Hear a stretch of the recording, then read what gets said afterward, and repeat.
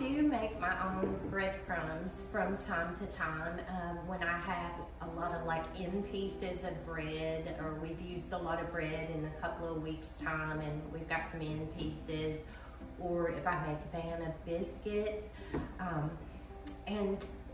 or I think I've even got some English muffins in here. And I collect it in a bag in the refrigerator, and I keep it refrigerated. This will honestly last up until a month. So I collect it for about a month. And you can check it out and make sure that you don't have any mold on it. And I didn't see any mold on any of this, and it's been about a month. Today I'm gonna make some breadcrumbs.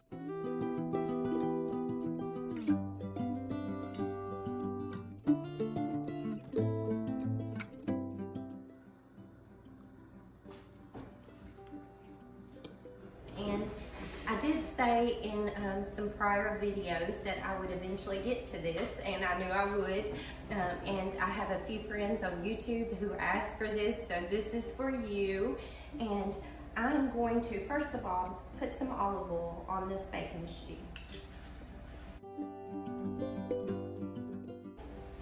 And the next thing you want to do is go ahead and get your bread out. If you can crumble it, crumble it. And I'm actually crumbling these biscuits. Biscuits are great for making breadcrumbs. If you make homemade biscuits, or even those Pillsbury biscuits, or even the pop biscuits, they're great. We do eat those from time to time, and this is what these are. And they crumble up really nicely. And sometimes you have one or two left. Hey, just throw it in a bag. So I'm gonna crumble these up. Oh, they're working out great. And now I've got some toast. Now this doesn't always crumble as good, but we do eat the 12-grain bread, and it makes great breadcrumbs as well. In the long run, this does save you money. It may just be a small amount of money, but if you really watch those pennies, you'll have dollars. And I was told that a long time ago, and it's true. And this takes no time to do. This is so easy. Okay, we've got this done, and now we're just gonna put this in the oven and let it get really dried out. This could typically take 15 to 30 minutes, depending on how much bread you have. Now, I do like to move it around a little bit, and I'll do that through the process, and I'll be back.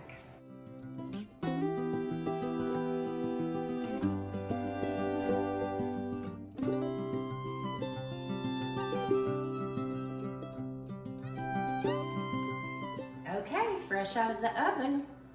It took maybe 15 to 20 minutes, and I kind of moved them around probably about 4 times. And they're pretty crispy and dried out at the moment, but I'm gonna let this pan cool off, and we're gonna do something else.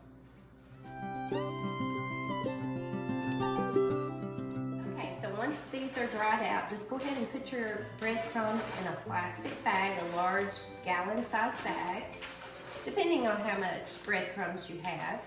Watch me make a mess.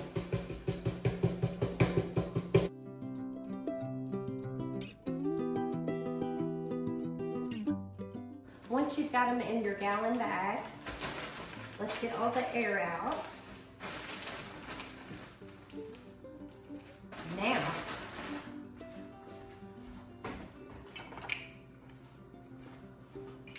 just take a rolling pin and we're going to start crushing them.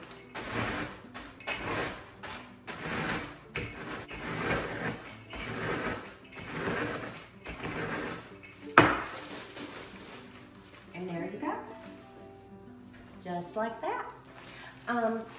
Mine are very dark looking because of the 12-grain bread, but I have done sourdough bread. They make the best breadcrumbs for casseroles. And honestly, I think homemade breadcrumbs taste better on casseroles. So that's how easy it is to do. You do not need to put these in individual bags, but if you wanted to, you could.